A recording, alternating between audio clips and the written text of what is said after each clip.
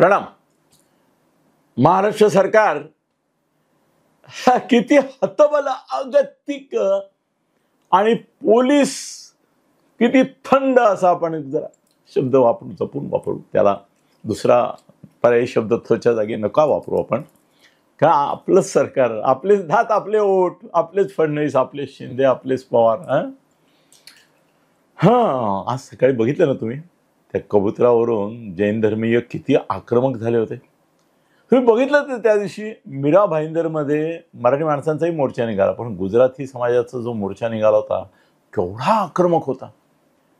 आज महाराष्ट्रामध्ये गुजराती समाज, मी असं, मला मित्र सांगतात की असं तू विधान नको करूस की जैन समाज म्हणजेच गुजराती समाज, कारण गुजराती समाजामध्ये मोठ्या प्रमाणावर जैन नसलेले लोक पण आहेत. तू असं दाखवतोस की जसं बोलतोस चुकून की जैन म्हणजेच गुजराती, असं नाही. पण एकूणच जैन धर्म हा शांततेचा धर्म आहे, अहिंसेचा धर्म आहे. आणि आक्रोश, आक्रंदन, विशेषतः आक्रंदन आणि आंदोलन याला थारा न देणारा असा तो पक्ष आहे, शांतता प्रिय पक्ष आहे. हे धर्म आहे, धर्म आहे.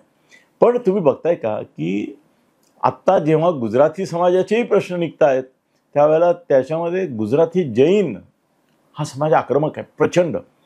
आणि आजही बघितलं तुम्ही, त्यांनी अरे ती काय म्हणतात त्याला, तोडून टाकलं त्यांनी कबूतरखान्यावरचं. बायका खाली उतरल्या आणि पोलीस काही करू शकत नव्हते.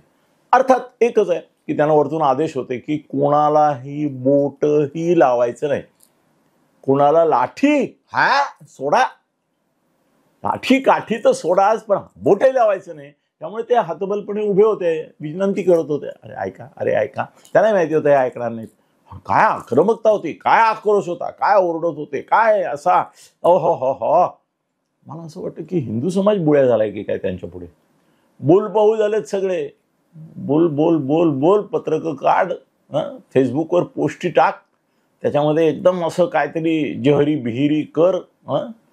रस्त्यावर उतरायची वेळ आली तर हिंदू समाज एकवटून उमटतोय आणि हिंदू धर्माच्या लोकांच्या श्रद्धा, हिंदूंच्या श्रद्धा, भावना, मूल्य याच्यासाठी काहीतरी लढाई करतोय. जी जैन धर्मियांकडून शिकायची वेळ आली आहे का आपल्यावर? आक्रमकता, आंदोलन, काय या प्रश्नाचं काय उत्तर तुम्ही देताय?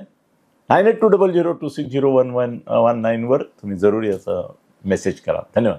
फेसबुक आणि यूट्यूब चॅनल अनिल गगनभेदी थत्ते यांच्यातर्फे हार्दिक शुभेच्छा, अभिनंदन आणि अभिवादन.